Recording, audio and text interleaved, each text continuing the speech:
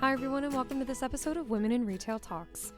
In today's episode, the Women in Retail Leadership co-founder Melissa Campanelli interviews Cheryl Kaplan, co-founder and president of M.Gemi, a direct-to-consumer accessories brand that drops a limited edition collection of luxury footwear and approachable prices every Monday. Kaplan, who is featured as one of Royal C's sister brands Total Retail's list of top women in retail 2018, will be discussing retail technology, her leadership style, and her secrets to success. And now, on to the show.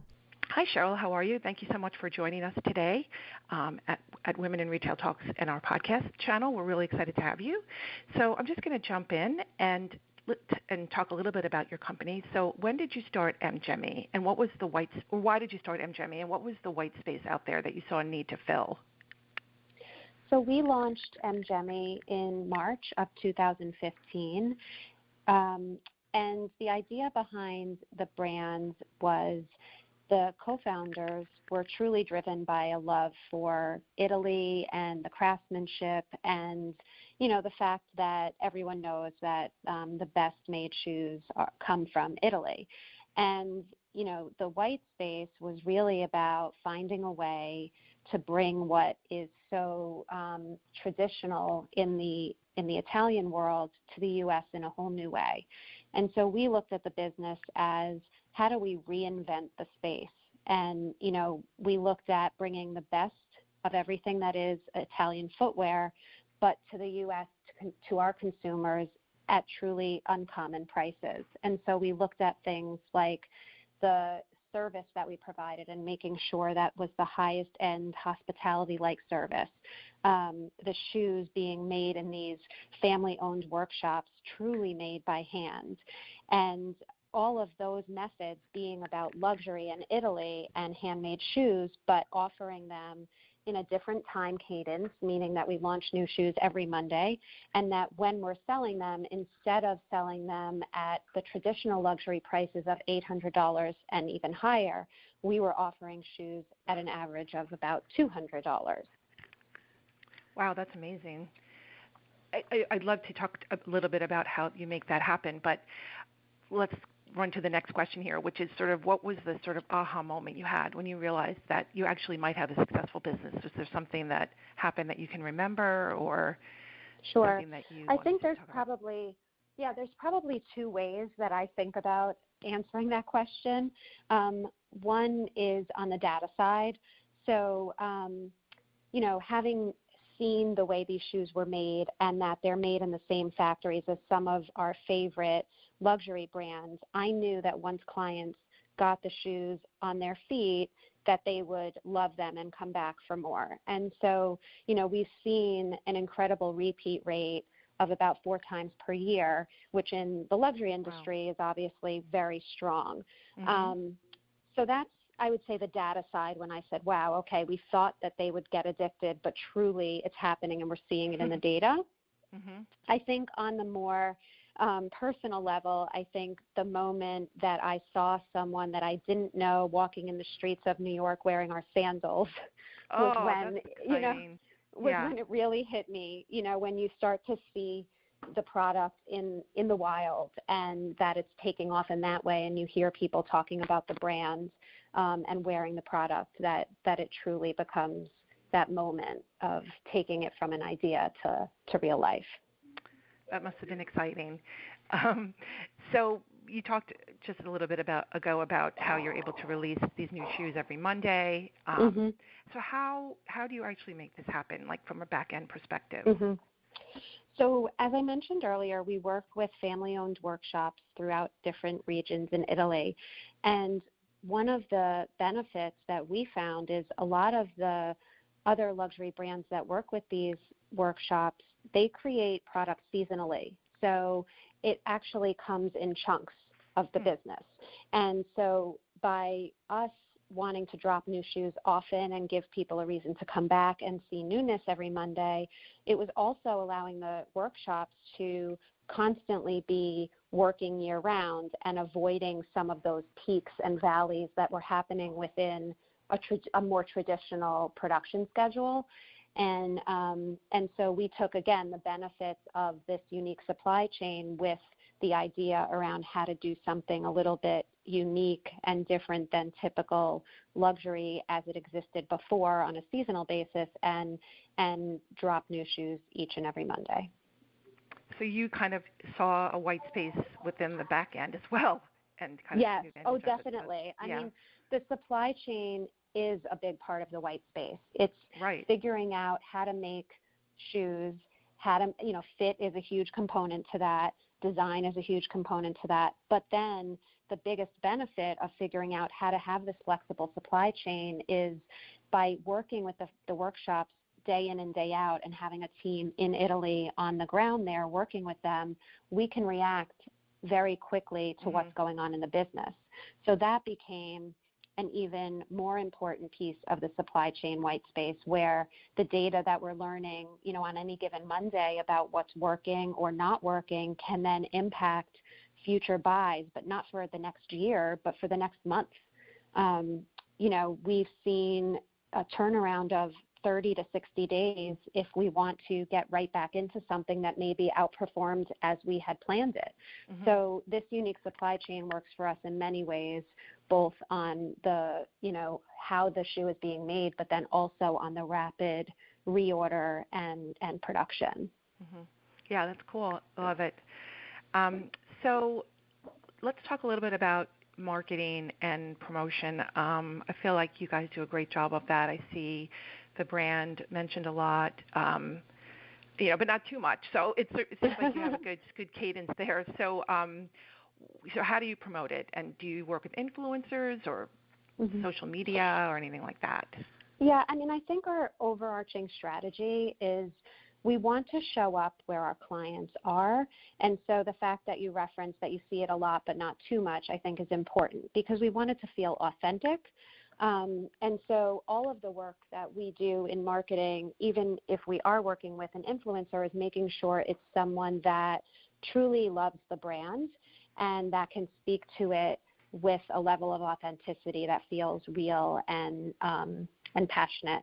And so, that our marketing strategy ranges from doing things like those influencers to showing up in different locations with our pop-up shops. The locations are chosen based on where we think our clients are.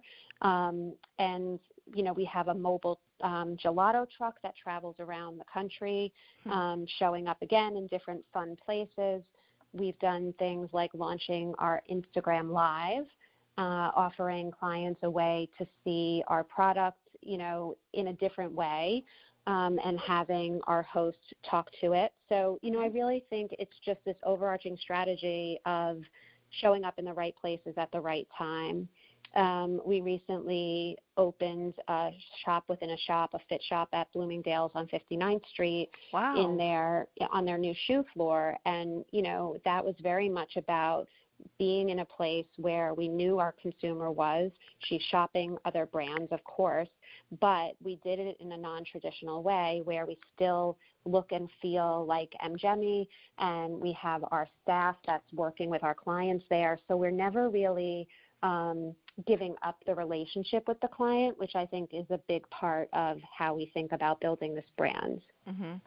Definitely. I was actually going to ask you about sort of a successful new initiative that you may have launched in the last year. That sounds like a great one. Anything else comes to mind in terms of even, from product development perspective or logistics or anything? There's so many things. We're such a growing company, so that, you're talking to someone who thinks a lot of it's very exciting. Right. Obviously the Bloomingdale's relationship, as I mentioned, was an exciting one because it was a way to take this direct-to-consumer brand and maintain the relationship with the client, but also be able to show up where other brands exist. So that was a good initiative. I would say also, Instagram Live was something that we had been wanting to do. The more that we can talk about the product, show the product, and interact with clients who may have questions, the storytelling really comes out in that type of environment. So that was another recent initiative. And then we most recently started our own in-house studio that we've been working on doing our own creative and video production. So I think there's lots internally, and then there's also the external projects that we've been working on. We have offices in Italy, Boston, and New York, and the studio just recently opened near our New York office. And so it's just continuing to build this creative hub, if you will, within our marketing and creative team there. Right. That's so exciting. The video, too, is really exciting. I know a lot of some retailers that I've been hearing are doing that more and more because there's so much of that type of marketing that goes on. Sometimes it makes more sense to just do it in-house going forward. Right. Right. So a lot of our listeners are very interested in retail technology. We do a lot of special supplements on it.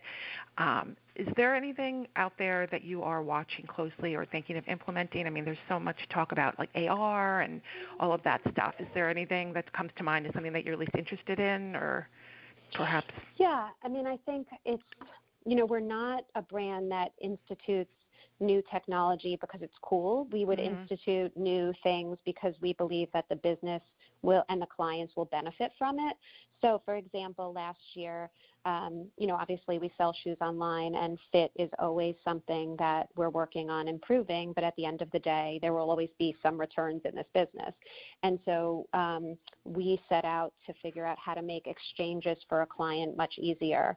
And so when we looked around to see how other people were doing it, we realized that actually wasn't a technology that was being developed by others, so we built it ourselves in-house. So I think, the benefit of that is people can very easily exchange for, a size up, a size down. They can get help with client services. But again, we saw that out of a need for something that was going on within our client base. And then, we always look at what's out there, or is it something that's better off built in-house? And in this case, it was somewhat unique, and we ended up building it in-house. Yeah, that's another thing I'm hearing a lot of. Yeah. So I'm going to shift gears a little bit, and I just have a few more questions here about sort of you as a professional, as an executive. Sure. So, how would you describe your leadership style?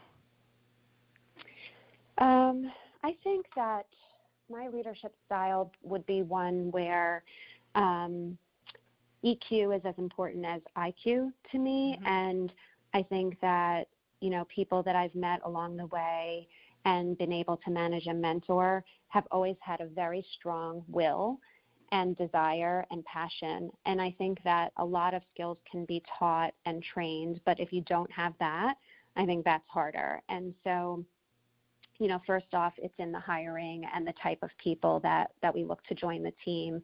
I love to work with people that are curious, that are never afraid to ask questions. I love to pull people into conversation that maybe aren't responsible in the day-to-day for what the topic is, but have, in this type of environment, they have input to add. We're all consumers in some way, shape, or form. So getting some other input and fresh ideas, I think, is always a great way to lead and help others learn and be exposed to other things. But most importantly, I think kindness is a word that I use often, because I think that when you're moving so quickly, as most startups are, it's very easy to just keep going, keep pushing, keep driving. And it's important that the team, they're kind to each other, and that they want to work together, and that they benefit from the relationships that they have together. And at the end of the day, know that I and the team are looking out for them and their best interests as much as we are for the business. And so that word for me has been one that has stuck with me for a long time, because I think if you treat people well and you treat them the way that you would want to be treated, good things happen for everyone. Yeah, I completely agree, and I think that does sometimes get, that sort of thought is maybe looked upon as being soft or not professional, but it's so important, and it is very professional, and it makes people want to stay and work with you. So I love it. So when you're hiring a new team member, and that's another kind of question we get a lot from our group, about how to hire, and such, as we just talked about, hiring is so important. Right. So are there some characteristics? I mean, I have here 3, but it doesn't have to be 3 that you look for when you're hiring a new team member. Yes. I think curiosity is a term that I would use that stands for a lot. It stands for being able to connect the dots, someone who isn't just doing a function but thinking about how the client will perceive it, and everyone should be thinking about that in the roles that they're in. So I think curiosity just feeds so many other characteristics. I think that for us, being a young company that's, evolving every day, having an entrepreneurial spirit, I always refer to it as almost like a fire in your belly, one that, you're pushing new ideas forward. You like to be scrappy. You enjoy wearing many hats. I think that those are all things that we look for. But again, there's also this passion and will and collaborativeness that I think smaller, nimble, creative companies benefit from when the team all feels that way. Yeah, definitely. The question is, how do you ask the question so that you get to that? But those are good qualities. Right. So, what's the biggest lesson you learned at work, and how did you learn it? Oh, biggest lesson. Or the best. Yeah, sure. I mean, I think probably if I had to pick one overarching, it would be about strategy and just that communication is key. And when you're in a small business and you're growing very quickly and adding people, it's really important that you communicate that strategy, that everyone that's here understands it so that they're all marching to the same beat. I think it's critical. But on the flip side of that, and I've been through this in a number of companies that I've been at, it's also okay and probably very critical to adjust that strategy early if need be. So if you see something in the business that isn't working as you wanted it to, or something in the market changes, that it's okay to pivot and make changes to the initial strategy, and not to be afraid of that, but just to make sure, again, that you're communicating that with the team, and that as changes are made, that vision is clear and understood by all. Mm-hmm. That's a really good point. Understand that you can make changes and shift strategy. I think that's so important. Okay, so lastly, what is next for M.Gemi? What are your goals for 2019 and beyond M.Gemi?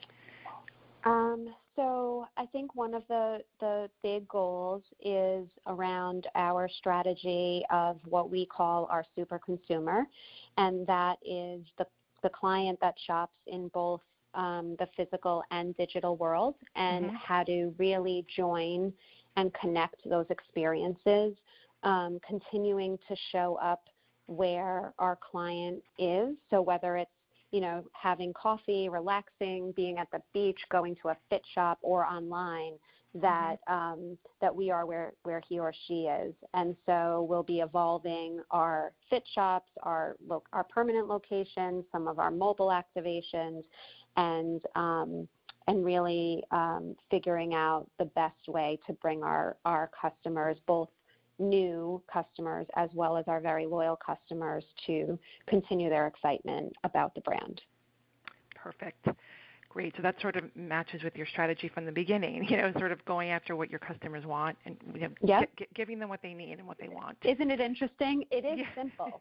People always ask me, like, oh my God, is physical retail dead? Is retail dead as we know it? And I think the big thing is like just really listening and being nimble and doing and asking the client what they're looking for, and then being able to react to it.